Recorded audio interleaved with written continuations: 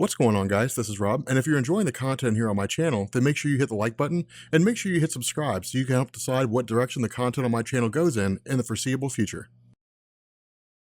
Okay, so getting into DC Rebirth, one of the funny things is I've been seeing comments recently of people asking me to do more DC videos. We literally alternate every other day. It's like Marvel, DC, like Monday, Wednesday, and Friday are the Marvel days, Sunday, Tuesday, and Thursday are the DC days, and then Saturday is when we do like Omega Beyond Omega Level Mutants. So I don't really know what those guys are talking about. But with regards to Hal Jordan and the Green Lantern Corps, remember this story deals more with like the Green Lantern Corps in space. And it's kind of interesting. I didn't even think about it until earlier today, but in DC Comics, you've always had like the Green Lantern Corps and then the Green Lantern books, or at least you did for a while. The Green Lantern Corps dealt with the Green Lantern characters outside of like Earth's Green Lanterns, basically. And then you had the Green Lantern stories, which dealt with Earth's Green Lanterns. So it was always kind of interesting. It was like the Superman Action Comics, line of stories. But the idea here is that this basically gives us one set of events that essentially leads into another. And what this does is it basically creates what I like to call the Sinestro Corps Civil War, because that's basically what it is. Now, initially, this seems pretty straightforward, right? In the sense that there's basically some guy who works at a giant bank. It's like one of these big cosmic banks that exist. The biggest one in the universe is where a lot of like universal companies and things like that store their money. The bank's effectively robbed,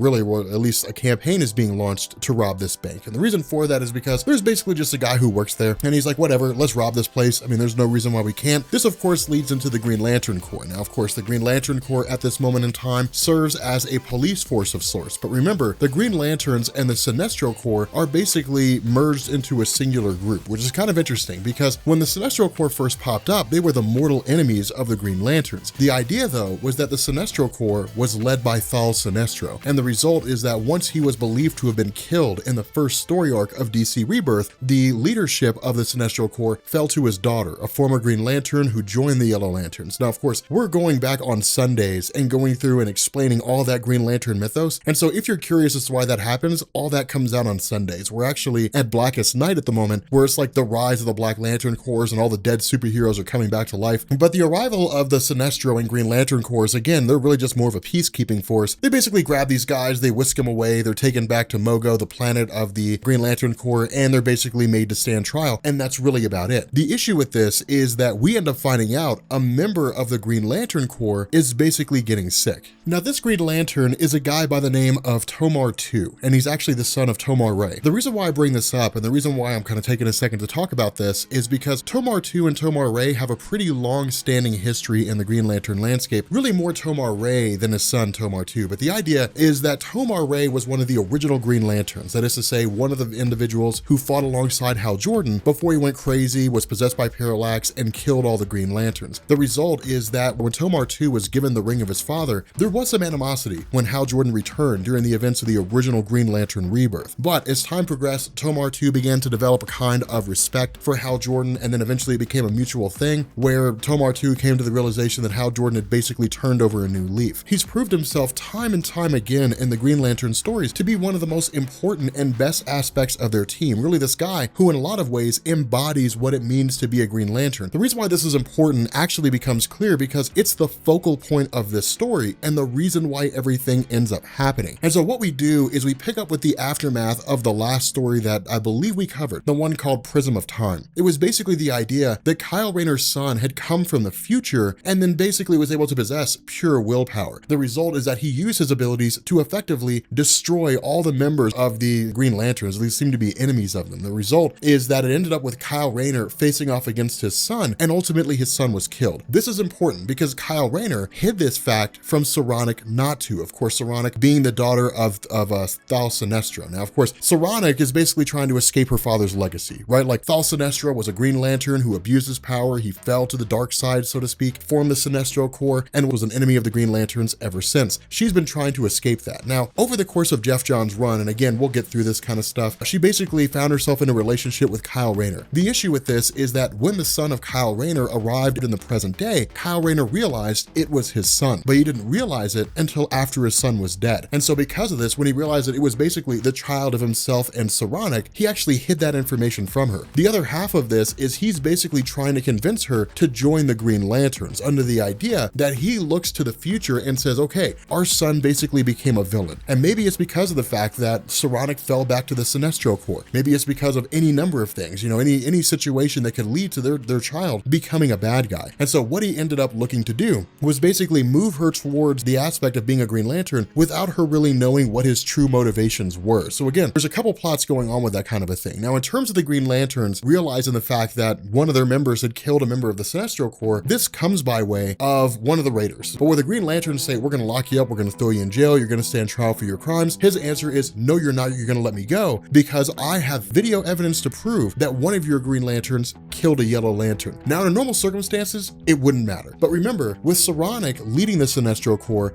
and John Stewart of Earth leading the Green Lantern Corps, they have a truce. And so because of this, when they're faced with this information, there's a little bit of a rift in the Green Lanterns all the way up at the very top, which is to say Hal Jordan, largely considered to be the greatest of the Green Lanterns, the most decorated, and John Stewart, who's currently running the show. The reason behind this is because for Hal Jordan, the question has to be asked, what's going on here? Is any of this true? But at the same time, he doesn't want to believe it. John Stewart is a pragmatic man. If he's given a piece of evidence that may have some validity, then his goal is to seek it out and see whether or not it's absolutely true. So really, he's a lot more logical here, whereas Hal Jordan is thinking more emotionally than anything else. Now, the other half of this is that for John Stewart, if this is true, if it's true that a member of the Green Lantern Corps killed a member of the Sinestro Corps, and that is strictly forbidden according to the truce they have, it will bring everything crashing down because one of these Green Lanterns went rogue, which is also an indication that he does not have as much control of the Green Lanterns as he thought he did. And so again, this all gets kind of wild, but ultimately we end up picking up with Saronic traveling to the morgue to see the son of Kyle Rayner. Of course, again, she doesn't really know the fact that it is her son, but going through here and performing all these different studies because of the fact that she's a doctor, DNA analysis, different things like that, she's basically told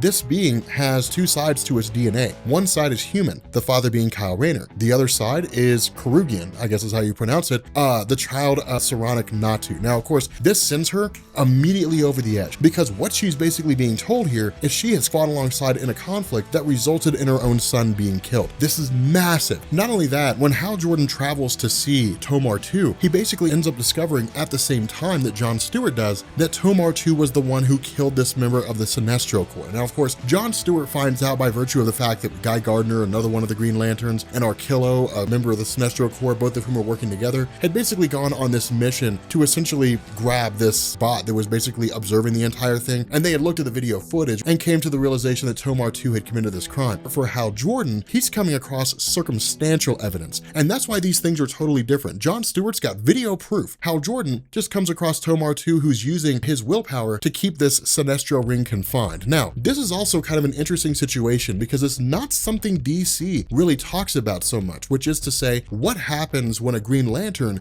goes to sleep? But before we get to that, what we end up doing is we pick up with Tomar 2, again, encountering this member of the Sinestro Corps, and this guy basically says, look, I will never honor a truce between the Green Lanterns and the Sinestro Corps. That's never going to happen. And this guy was basically a serial killer of children, no less. And so there's really no mercy on really any round with regards to this guy. But the issue is the Green Lanterns are designed as a peacekeeping and a police force. They're not designed to be this strong arm of some dictator somewhere. So they can't just take the law into their own hands. They're not judge, jury, and executioner. And so because of this, when Tomar 2 is basically goaded and this guy essentially says, hey, look, yeah, I'll go to jail and I'll stand trial and I'll go through their little science cells, essentially the prison of the Green Lanterns, and I'll break out just like I did before and I'll go back and I'll kill kids again. Ultimately, Tomar 2 kills him. Now, in truth, this makes sense. It makes perfect sense. The purpose of Prism is the hope that they can basically find redemption. But some individuals are not looking for redemption. They don't believe that what they do is wrong, or if they do know it's wrong, they don't care. They enjoy doing it. This member of the Sinestro Corps was one of those. And so in a moment of anger and in a moment of wrath, Tomar 2 kills him, encases his ring, and then basically tells his partner, you saw nothing and you heard nothing. We end up finding out when Tomar 2 is talking to Hal Jordan, the reason why he's been getting sick is because of the fact that in order to keep this Yellow Lantern ring encased in this box of willpower, he can never sleep. Now this is kind of cool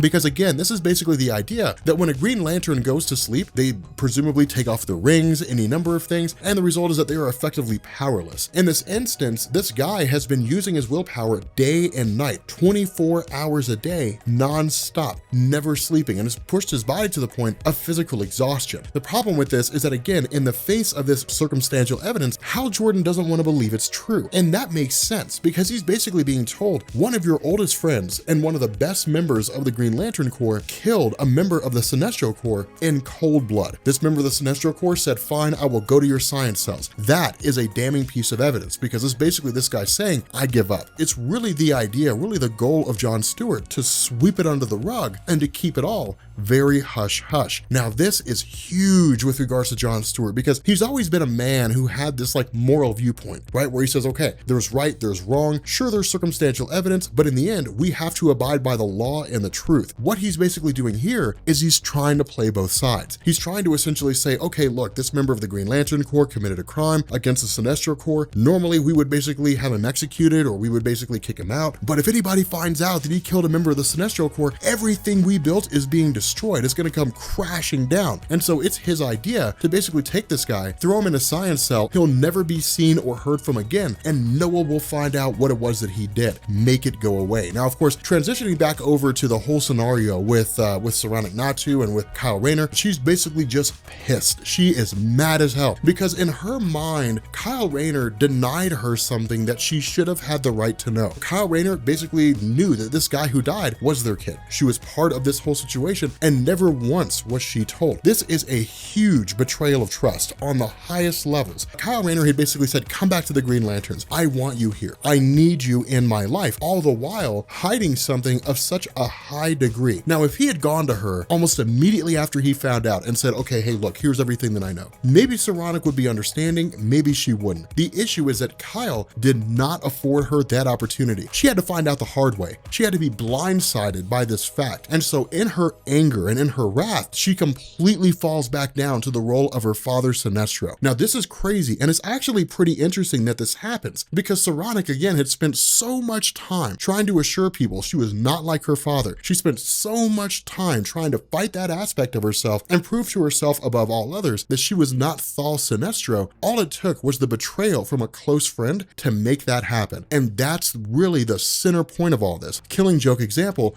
all it ever takes is one bad day. For Thal Sinestro, it was trying to impose order on a planet, fallen prey to government corruption, to corporate corruption, to people who just stuck their head in the sands hoping the world's problems would go away. It was him trying to restore order to all that and being banished from the Green Lantern Corps for abusing his power. For Saronic, it's her experiencing the trust of someone that she loved, of someone that she trusted more than almost any other. And so it's a very, very big deal, because as soon as this happens, and of course, when it comes to, John Stewart making his discussion, not revealing the fact that a member of the Green Lantern Corps had killed a member of the Sinestro Corps, ultimately word gets around. And when it does, all hell breaks loose. The Sinestro Corps come bolting for this guy, and they immediately, they're out for blood. They want this guy gone. They want him dead. Of course, this leads directly to Hal Jordan, to John Stewart, basically drawing lines in the sand and saying, okay, here's where things stand.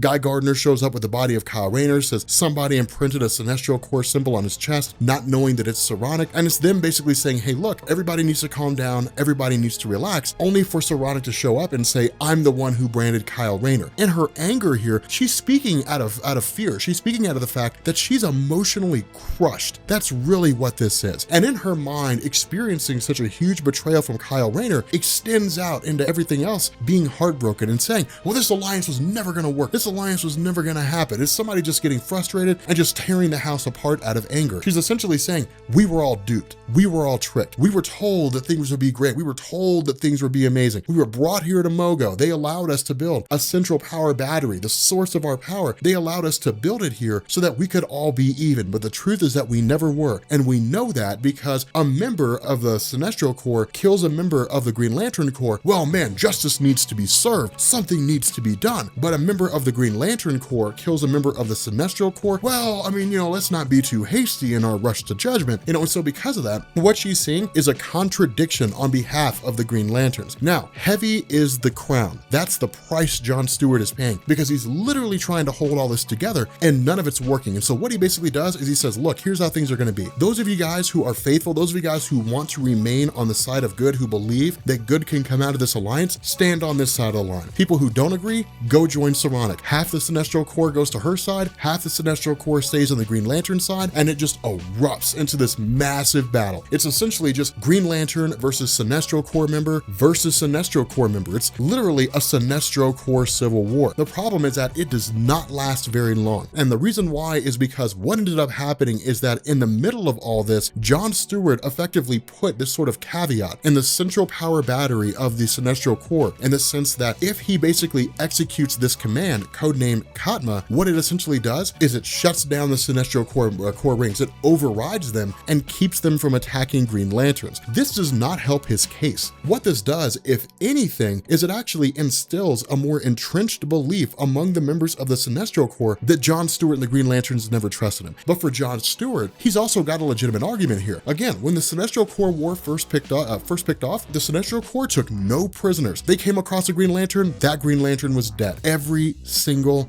time. There were no prisoners taken, no quarter given. And so from John Stewart's perspective, it's a legitimate gripe to take. But what ends up happening is Saronic grabs the faithful Sinestro Corps members, takes off into space and says, look, we'll find our own way. We will form a new base of operations. We will find a place that we can call our own and we'll call it a day. That'll basically be it. Now, the reason why this is also a really big moment too, is because where John Stewart and everybody's like, okay, look, everything's kind of quelled. We have the faithful here on our side. We don't know when they'll come back, but it'll be somewhere else later on down the line. For right now, the conflict is done. What we end up doing is picking up on the planet Cord in the antimatter universe. And what we end up finding out is that Thal Sinestro is not dead. He's very much alive. He's actually just been resurrected. And so all we have to do is just wait until his body physically returns back to his normal state. And when it does, the question becomes, what happens to the Sinestro Corps after that? It's a really exciting time if you're a fan of these line of stories. But with that being said, guys, if you are new here to Comics Explained, make sure you guys hit the sub button to become part of the Rob Corps. If you guys enjoyed this video, make sure you drop a like, and yeah, I will catch you all later. Peace.